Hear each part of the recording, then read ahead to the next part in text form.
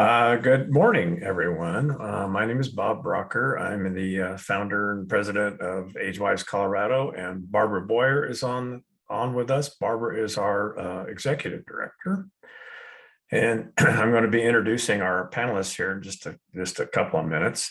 But first, I want to run through just a few things with you real quickly. This is our educational webinar number 35 since we launched 2 years ago. So today's topic is, let's say you are the adult child of an older family member or an older adult yourself. Life happens, be better prepared. So we're going to talk about some of those preparations today. So our panelists today, and I'll do a more formal introduction in a few minutes, but first is Maggie Miller, who is an executive coach who specializes in working with adult children of older parents, and she's a certified senior advisor and coaches to help older adult children and spouses and siblings and friends with the what do I do part that so many people have. Renette Greer is a dedicated estate planning attorney who specializes in assisting individuals and families who recognize the importance of preparing for the future. She dedicates her practice to helping her clients make informed decisions that ensure their wishes are honored, loved ones are safeguarded, and legacies are preserved. A little bit about AgeWise. We launched 2 years ago as a 501c3 nonprofit after receiving some initial startup funding from the Next 50 initiative. And we survive on donations and sponsorships these days. And our goal is to become what it says on this screen, that premier nonprofit information and service provider hub. Why are we doing this? Well, because our population is getting older very quickly. So last year, for the first time, our over 60 population exceeded our under 18 population. And as you can see from the orange line on the screen, that's going to continue. We target two significant demographics here in Colorado. First one is the sandwich generation, also the caregiver generation, roughly between the ages of 40 and 60, give or take 5 or 10 years either way. And then we have the older adult population. So between the two of them, that's about 3 million people in the state of Colorado. So where do we fit into this whole process? We figure there's about 3,000 organizations who can help with aging here in the state, and about 3 million people who might need some of that help. And so we fill in that gap. We're the connector between the organizations and the people who may need them. In addition to a lot of information and in these kinds of webinars that we're doing as well. This is a screenshot from our website. These are the 11 categories of services. Click on any of these and you get a drop down with a lot of subcategories. It's easy to find things on the website. We've been told that many times. And then this is the today's webinar, obviously, and then you can see what the next few are that are scheduled into October. So we hope that if any of those grab your interest, once we get the registration sent out, you'll register for those. Okay, I'm going to put the spotlight on Maggie and introduce Maggie. So in addition to what I said earlier, Maggie is an executive coach who specializes in working with those adult children.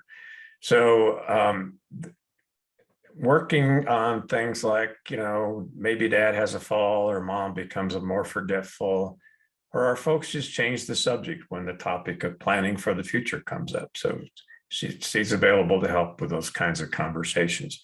She has experience in nonprofits and higher ed as an administrator and adjunct faculty, also volunteers and serves on boards and committees. A common theme in all of her work has been helping people gain clarity about their priorities and turn their ideas into action. Maggie is the daughter of her father who died at 83 and her mother who is living in Los Angeles at 82. She lives in Denver with her husband and daughter and lives nearby, and she likes to do yoga and an unpronounceable word, gyrokinesis, and reading and movies and going to concerts and ballet. So, Maggie, tell us more about what you do and how you do it, please. All right, I'm happy to, and I will go ahead and share my screen. And Bob and Barbara, if I'm correct, I should go until about 11:52 or 11:53, with including questions. All right, let me Sure. share my screen and go to the PowerPoint. All right. Bob, can you tell me if you can see my screen? Yes. Perfect. Great. Thank you. So hello, my name is Maggie Miller, and I coach adult children of aging parents. And it's really nice to meet you, and I'd like to have a sense of who we have here today. And so if everybody could actually please just write in chat for a minute. Are you a professional in the field? Are you a carer of an older parent or perhaps a sibling or a friend or a spouse?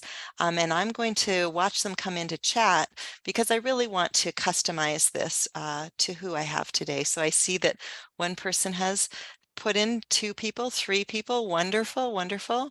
Keep it coming because I believe there's quite a few people at today's webinar. So let's see, I see it, the 4 people. Fabulous.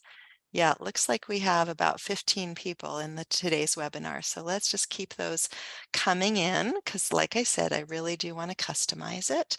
Got 5 people. I bet 6 is coming. I feel like an auctioneer. Yep, got 6 people coming. Good. Now let me start to go ahead and read them.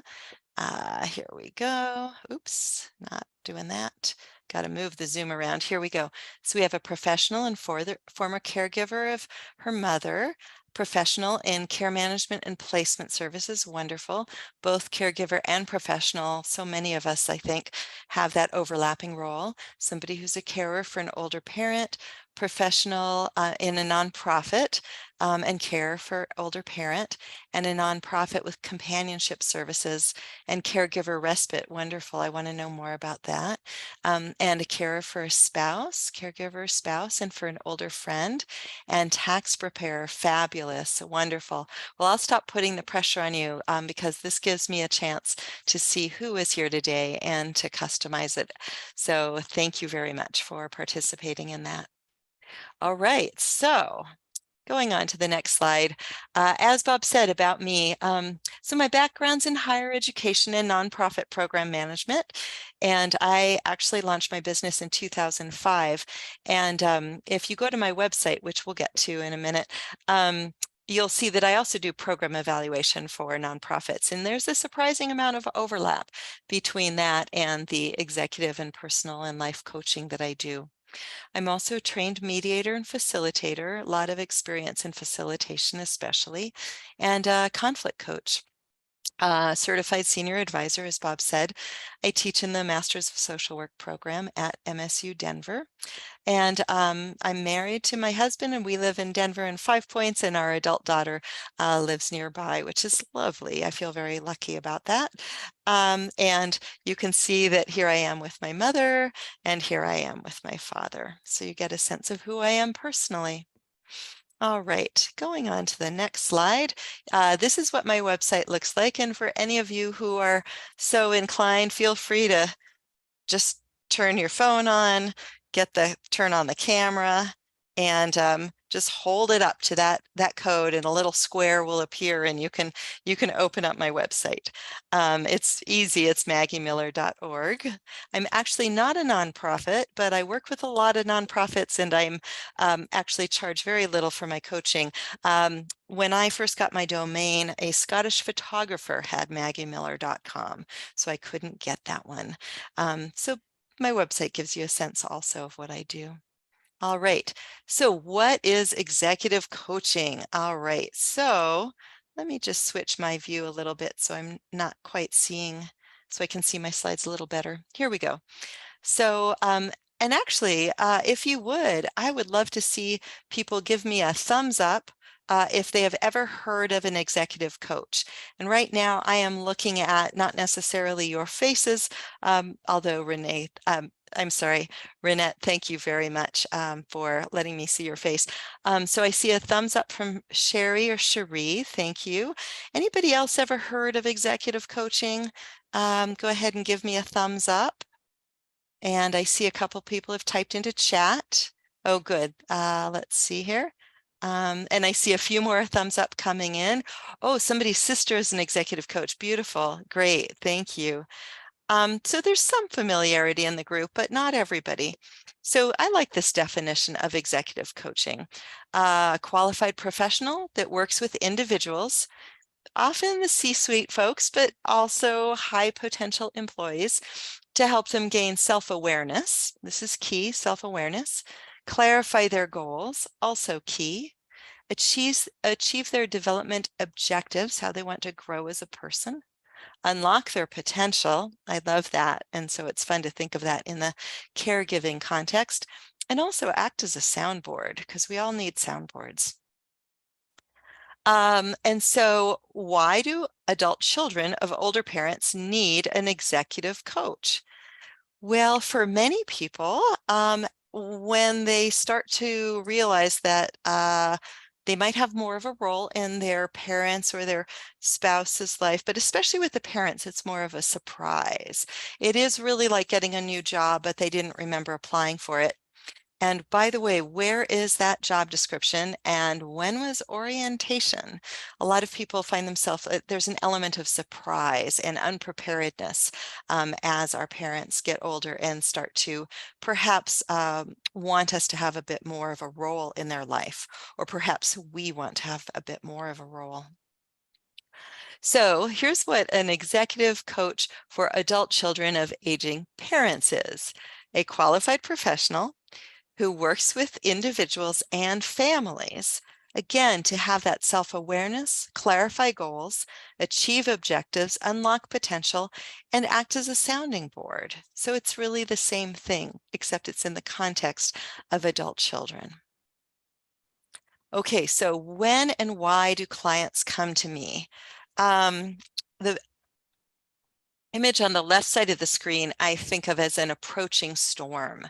You see a storm on the horizon and you sense that maybe you're going to have a role in as your parents encounter health challenges. Now, this image here, this sort of whirly image, sometimes people call me when they're right in the thick of it. And what I can offer them, and we'll get to that, is a little different maybe than somebody who's more in the planning ahead category. Some people are definitely in that deer in the headlights feeling, and others are like, they're just ready to take the bull by the horns. Now, that's a funny figure of speech, because the truth is that a lot of what my clients, some of my clients struggle with is taking the bull by the horns sounds great, but when a client comes to me and starts a sentence with, I can't get my mom to ...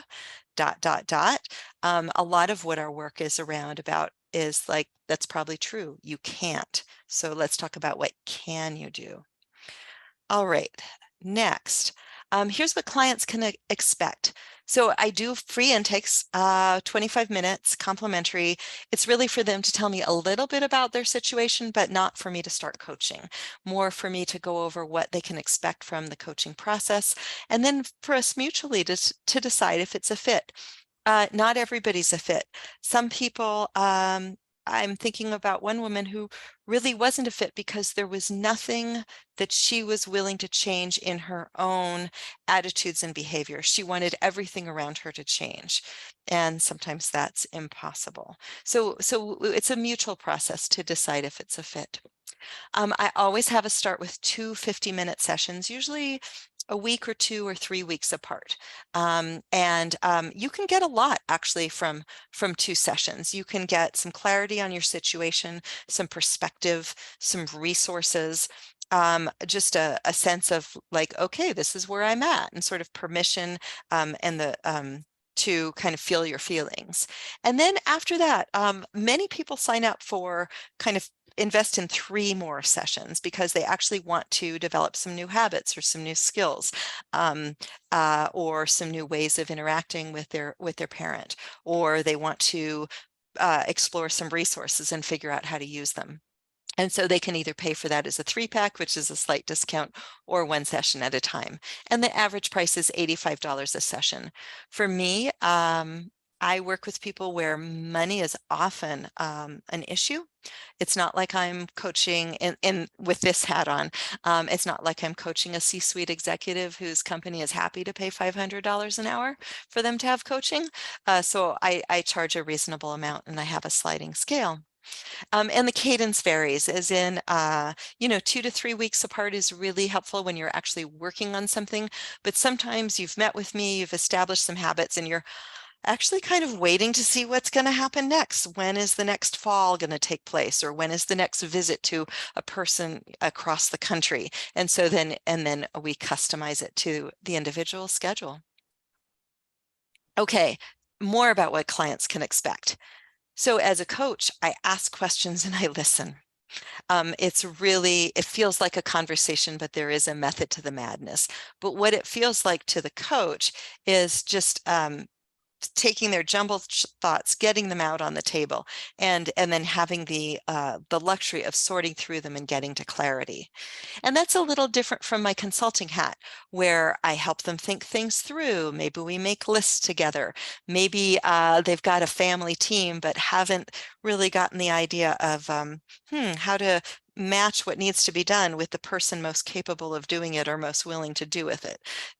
So how do you communicate that? And also, I definitely refer to, whether it's home help or home health or geriatric care management or aging life care professional or placement professionals. I mean, what we forget when we're in the industry is that a person who's just starting to care for somebody doesn't even know that these people exist. So a lot of what I do is make referrals. And a typical person who's benefiting from consulting is just like, oh, they've got a plan, they've got their to-do list, and that makes them feel better. Now, from the client perspective, I don't say, okay, now I'm going to take off my coaching hat, put on my consulting hat. It feels very fluid, but it's a combination of these things. What it's not is therapy. It's not therapy. It's very emotionally supportive, but I'm not a therapist. I don't go into old patterns of behavior.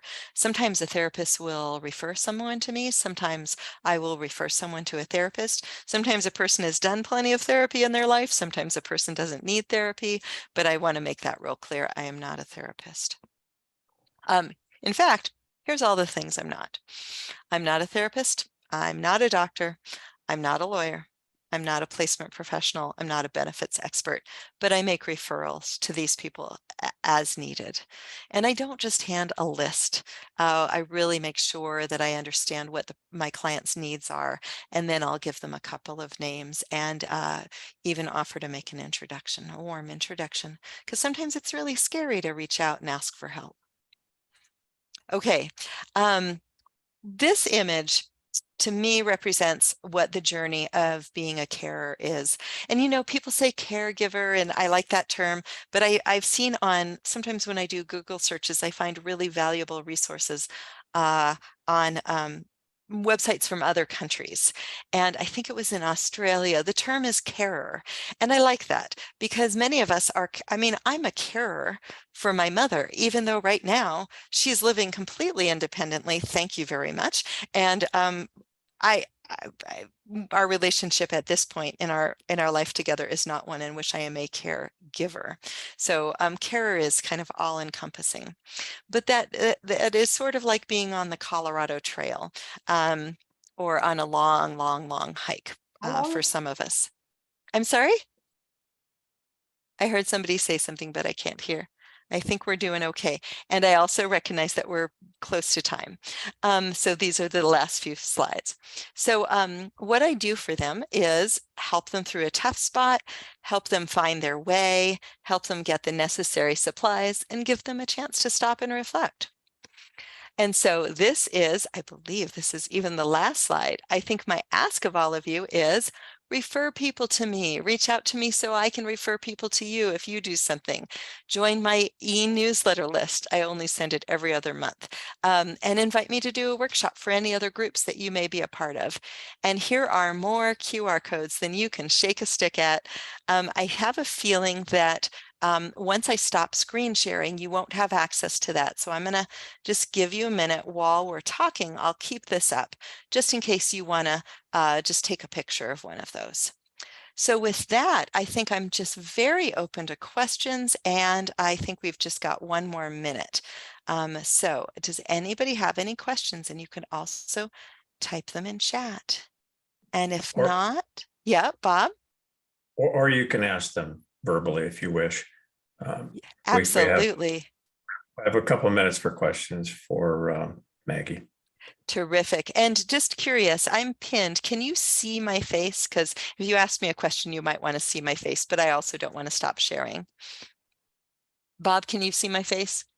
I can. I'm Okay, not good. sure. No, I'm just seeing Renette. Okay. Well, sometimes that happens. Anyway, I'm glad you can hear my voice. Does anybody have any questions?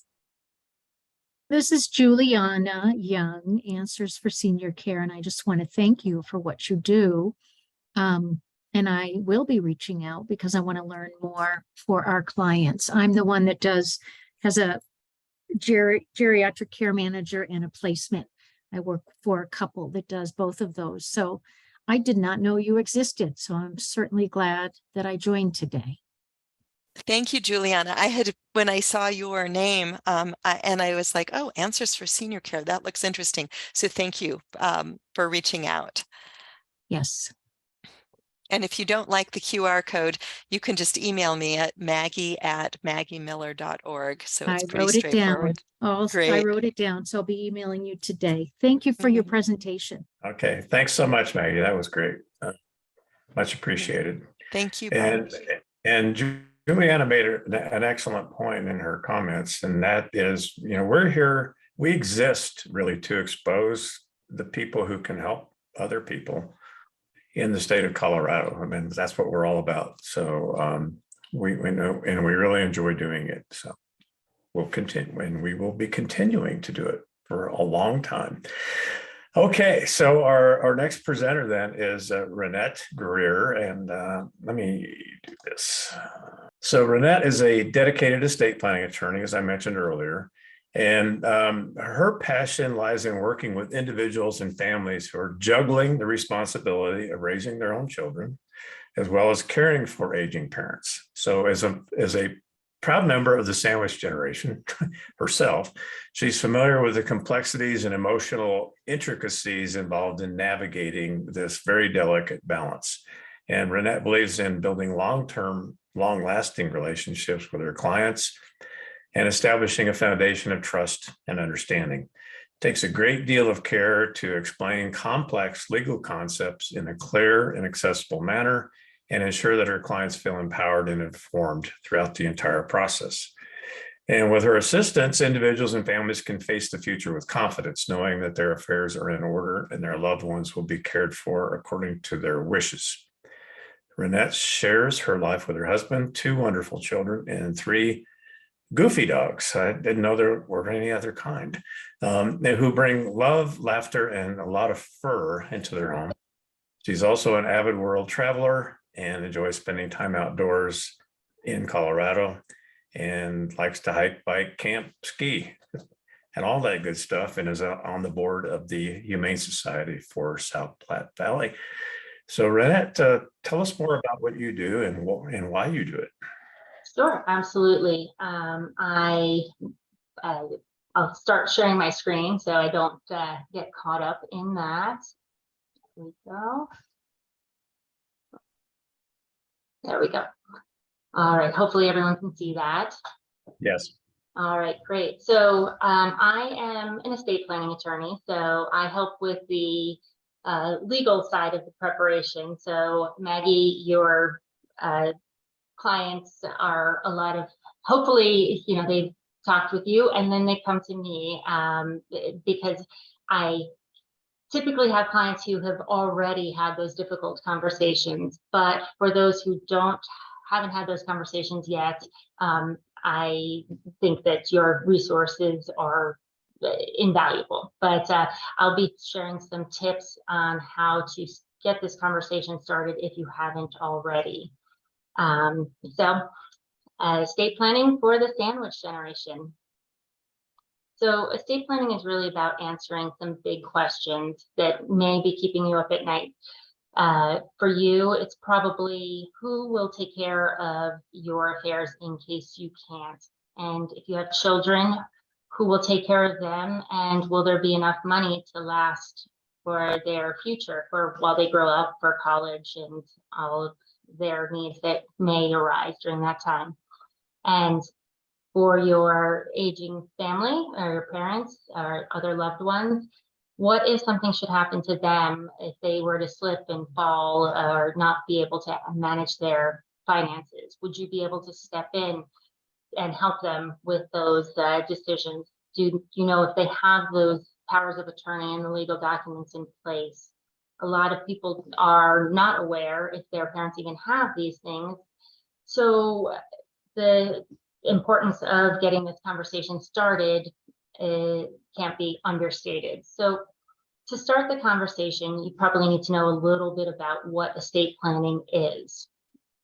It's essentially a bunch of papers, the papers that tell the courts and other people who you want to be able to step in and act on your behalf if you're unable to do so.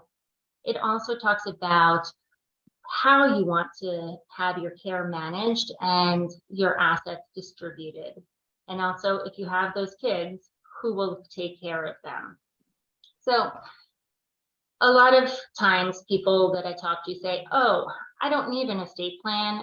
My loved ones already know what I want. I've had this conversation, or I don't really have that much, so I don't need to worry about these things. So is estate planning really important? Well, obviously, I'm here to tell you yes. Otherwise, I probably wouldn't be sharing this with you. And here's some reasons why.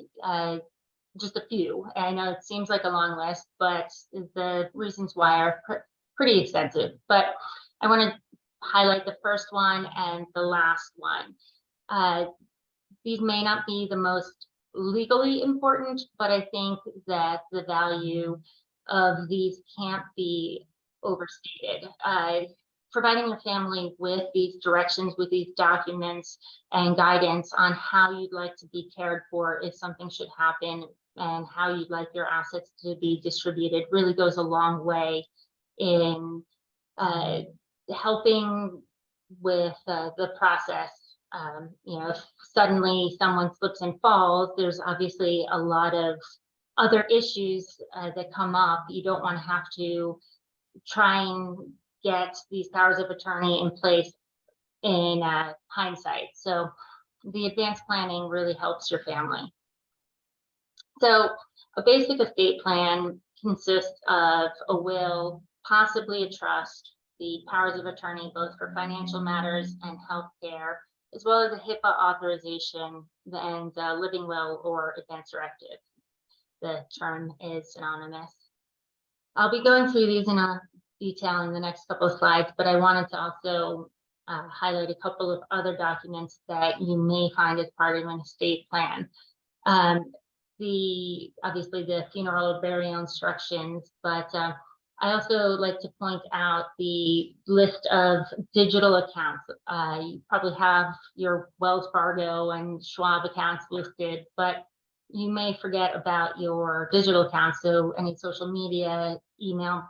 So it's helpful to have that list, because especially with the emails, a lot of the statements from banks and other institutions do come electronically. So it's good to have that accessible. And then this last one here is a legacy letter or ethical will.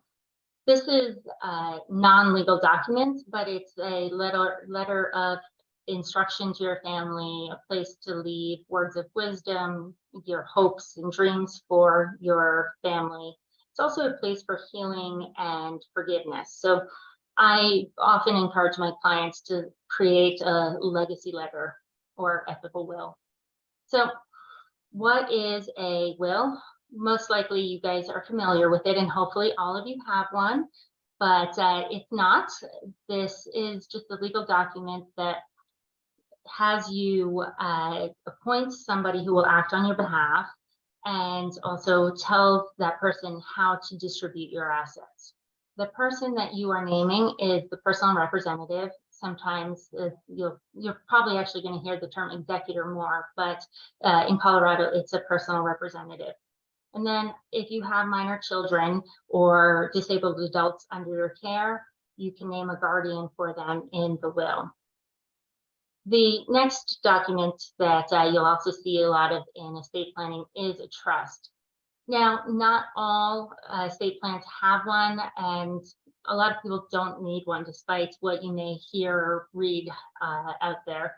But the trust for estate planning that's most commonly used is the revocable living trust. There are others, and those are used for specific situations or to accomplish certain goals. But for this purpose, we'll be talking about the revocable living trust because it offers the most flexibility. You retain control over your assets during your lifetime, and then it gives your trustee the directions on how you'd like your assets distributed after. So here we have the key people. You are known as either the grantor or the settlor, is the one setting up the trust and granting the property to the trust. You're also the initial trustee, and after your incapacity or you pass away, you name a successor trustee. And then for the beneficiary, again, during your lifetime, you're the primary beneficiary. So if you have a rental property in the trust, you're able to benefit from that rent. You can take it out, use it for whatever you need. It doesn't need to accumulate in there for the successor beneficiary. The next document that you'll find in an estate plan is the financial power of attorney. And probably, again, most of you are familiar with it, but it names someone to handle your finances for you if you're not able to do so. Or you would just like a little bit of help. So we have you as the principal, and the agent is your trusted person. Sometimes you'll also see the term attorney in fact. The scope is pretty varied. So you can have it be effective immediately for a specific matter. For example, if you just are selling a piece of real estate and you're not going to be in town for the closing, you can name someone to attend the closing on your behalf. It can also be much broader, obviously, and you can have it apply to anything related to finances. And you can also have it be effective upon incapacity, not just immediately. And then this last one I'd like to point out, sometimes people are confused as to when it applies and then when it doesn't. So you have the ability to revoke it at any time. So if you are no longer comfortable with the person you've named for one reason or another, you can revoke it. And it also is no longer in effect after you pass away. So your loved ones can't continue to access your bank accounts or anything after you've passed away with the power of attorney. Then the will comes into play at that point. You have the medical power of attorney, which is also similar but to the financial, but it is regarding medical decisions. And in this case, incapacity is required, so nobody can go in and take out your spleen without your authority. So here again, we have you as the principal, and your trusted person is the agent or healthcare proxy. And it applies from anything from medication to end of life decisions. Then another document is the HIPAA authorization. So the medical power of attorney relates to medical decisions, and the HIPAA is information sharing. So this would come into play, for example, if you don't have power of attorney, maybe your brother has power of attorney over mom, but you notice that mom's been feeling a little dizzy lately and you have the HIPAA authorization, you can contact your doctor and discuss possible side effects from the medication. It also extends to billing or health insurance claims, which a lot of us kids have to help our parents with. So it's nice to have that HIPAA authorization, even if they're fully capable of making those decisions medically. Then we have the Advanced Healthcare Directive or Living Will. This is the document that expresses your wishes regarding life-sustaining measures in an end-of-life situation. So if you are diagnosed in a persistent vegetative state, so you don't have brain activity, or you're in an imminent terminal condition and unable to communicate, this document helps guide your loved ones and healthcare professionals as to your wishes. So these documents sum up the legal side of what is contained in an estate plan. I want to highlight some numbers for you here. Most of us realize the importance of having a will, but only a third of Americans have one. That number does vary from year to year, but it's right around that, 30 to 35%. Of those people that don't have a will, 40% say they won't bother with it unless their lives are in danger, which I feel like is a little bit of flawed logic, because unless you have a crystal ball, then you might not know when your life will be in danger. So that brings us to our knowing what is in our parents' estate plan, or if they have one. 30% of adults don't know if their parents have any of these documents in place. And those that do know, they don't know what's in those documents, which means we have to start having these conversations about estate planning with our aging parents and loved ones. So getting this conversation started may be very easy for some people, and for others, you need to consult with Maggie or other professionals on how to get this started. It is not easy, and I can tell you from personal experience that I know how difficult it is to even bring up the topic. So here's some suggestions that I have to kind of help you along the way. So you want to really express to your parents the importance of honoring their wishes and learning what their goals and what they would like in certain medical situations. And the sooner you start this conversation, the better. You'll probably need to have several smaller conversations to understand all of their wishes, and you're probably going to face resistance from them, but you also may be running into your own roadblocks here just based on fears of, death is scary. So, a lot of people don't want to talk about it, but it's important that we do. We're running short on time, so I'm not going to go through all of these, but I do want to highlight this third one down. It's loss of control. That's probably the biggest reason I see that people don't want to have these documents in place. They're worried that if they have power of attorney, that person is going to take control over their lives and make all of their decisions and stick them into a nursing home or facility where they don't know anybody. And so that couldn't really be further from the truth. These documents really are about expressing your wishes and maintaining control by being proactive. So that one you may run into a lot. And so I just want to focus on being proactive and empowering your loved ones. So some tips, I'm sure that all of you now see the importance in this, and you're going to rush right out and have these conversations. I don't recommend doing that, but you want to pick a time and place that's comfortable for everybody. The setting is important.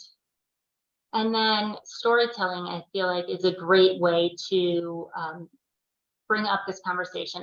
Either you can mention that you saw this webinar, or mention a friend who's recently gone through something with an aging parent, and then celebrities. Hollywood provides no shortage of examples of what not to do, and so just simply Google it, and you'll find someone out there. Whether it's historically, there's Aretha Franklin or Howard Hughes, and more currently, we have Stan Lee and another Marvel person, Chadwick Boseman, I think, and there's Michael Jackson or Prince. There's a lot to draw from there. Again, you want to keep the focus on, this is not about money. This is not about putting them in a home somewhere. This is about getting to understand what they would like in certain situations, and ask them questions, clarify, take notes, make sure you understand. And once you have these documents in place, you do need to revisit them from time to time. I always tell my clients, treat the signing date like an anniversary. Sit down, have a glass of wine, congratulate yourself on being a responsible adult, and then run through a checklist. Have there been any major events in your life? Did you get a new job? Did you move to a different state? Are all the relationships with everyone still good and everyone in good health? If everything's good, then have a second glass of wine. If not, you probably want to consider updating these documents. And the last two here, the organization and accessibility, are also key. If you have these documents, but you don't tell anyone where they are, or you don't know where your parents' documents are, they don't do a lot of good. So make sure you know where these documents are kept.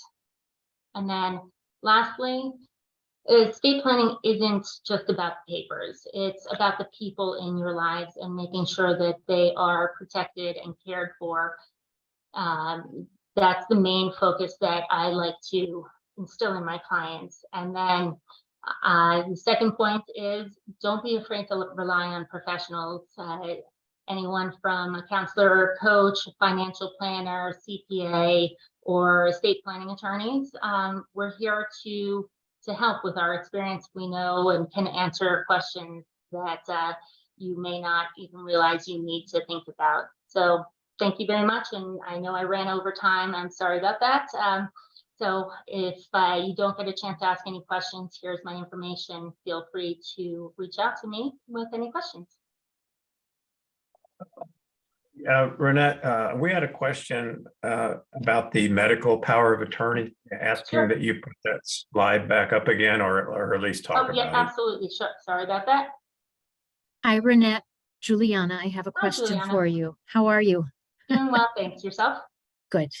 So what I've run into with a client is, what do you advise when they need to call Social Security on behalf of a loved one that they have power of attorney over? Apparently, Social Security office does not take a power of attorney as ability for them to tell you things, if I'm saying it properly.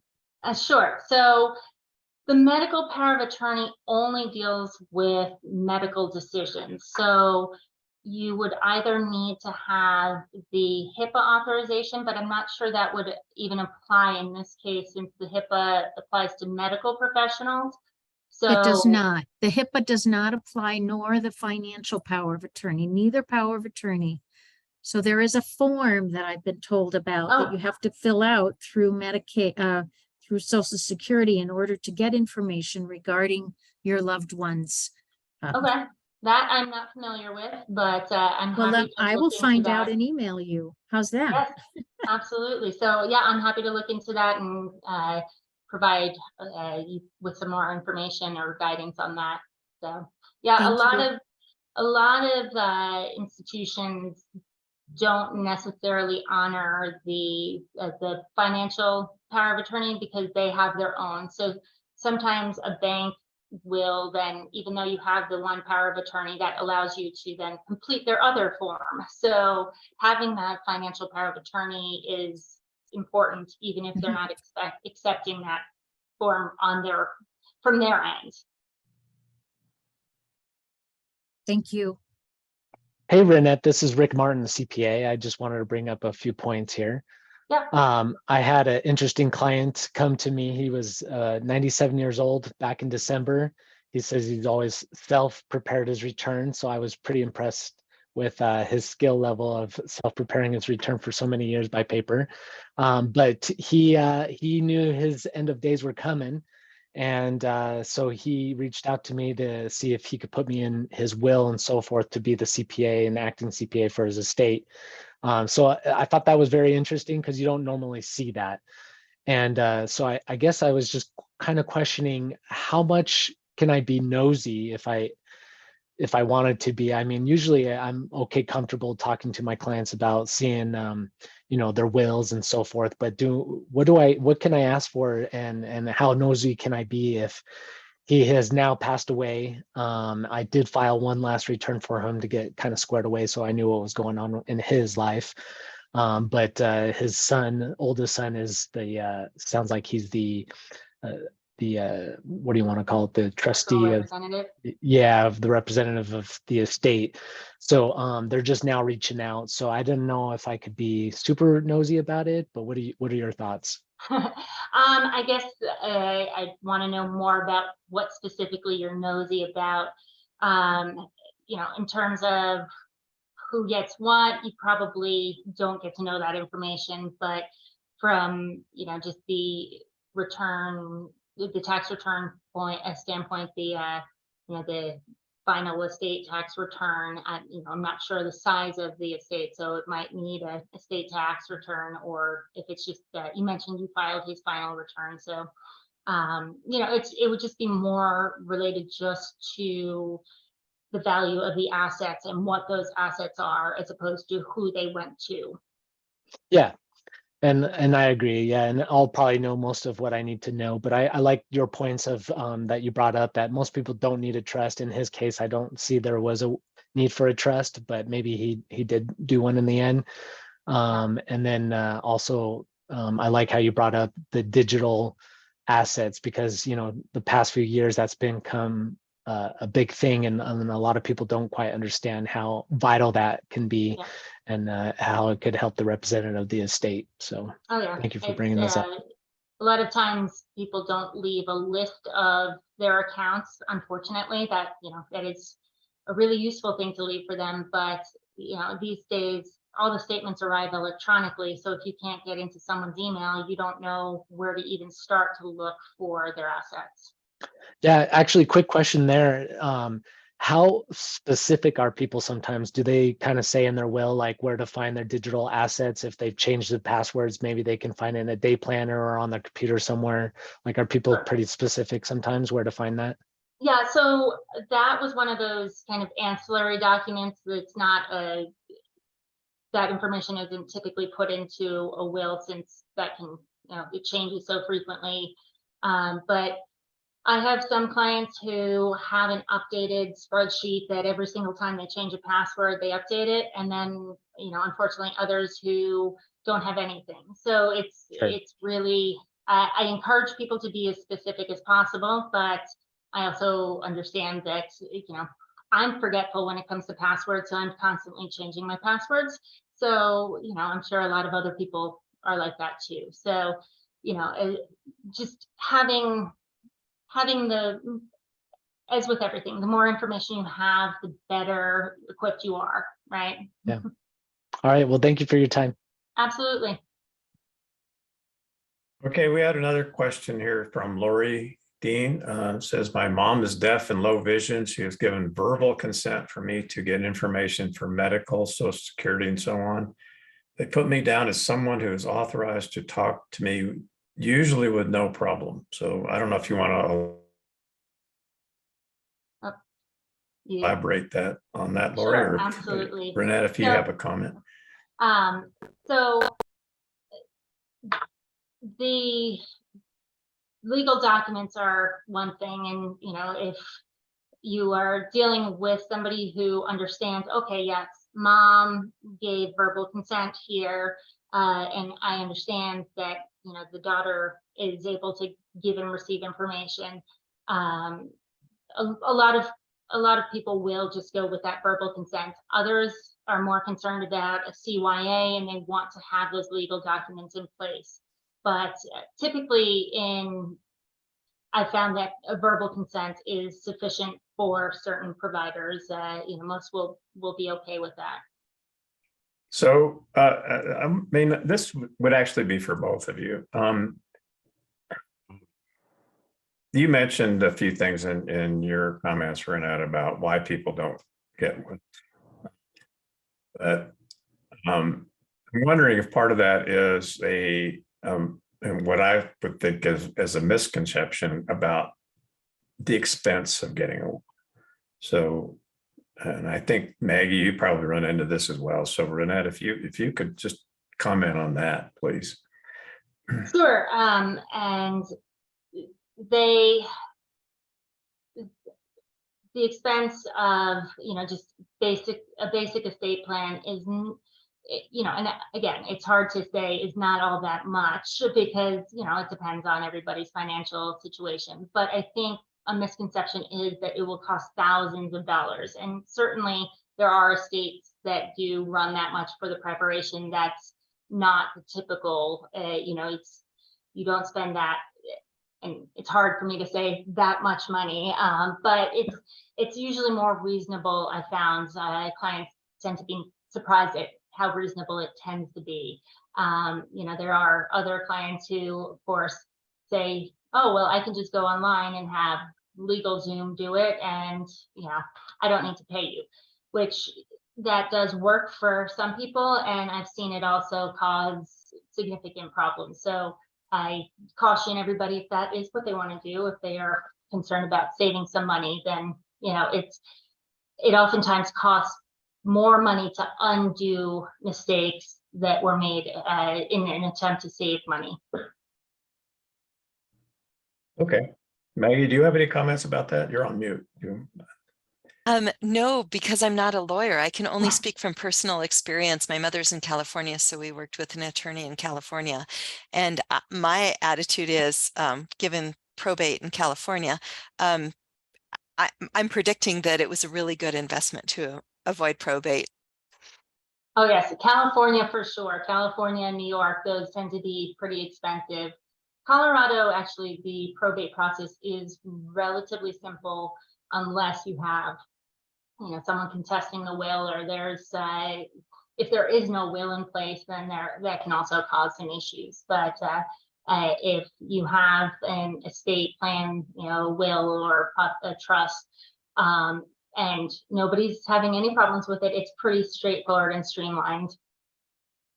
I want to make a point too. This is Juliana, that we're learning when folks are moving to Colorado and they don't have this paperwork for Colorado, some assume that it just transfers from the state.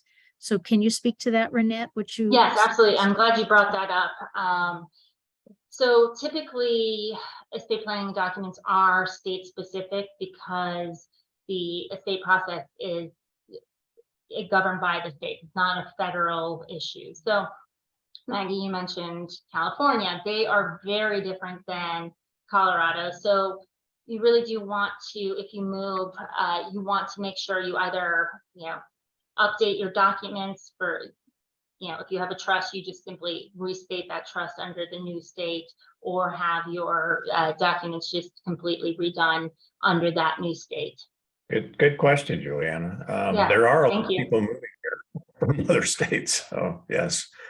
And a lot of older people, you know, grandparents who move here to be close to their grandchildren. So I try to ask, you know, number one, setting up a new medical professional, a new doctor, but also then I bring that up. Have you, your papers that you've worked on, your will, etc., has that been updated to meet the new state that you're living in? Many people move their parents here kind of quickly. They've got to move in with me. They can't stay in California anymore. So they're not thinking as clearly so I hope to bring that up whenever I can. Yes, no, that is an important point. So you know, again, because Colorado is fairly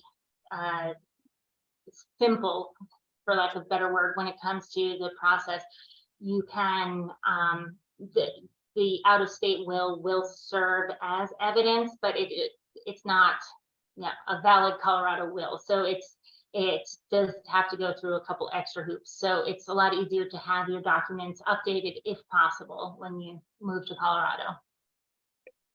One last question, and then we're going to sign off. And then, is there a possibility of the will being, if there is the possibility of a will being contested, is it better to have a trust or a will, or does it make any difference?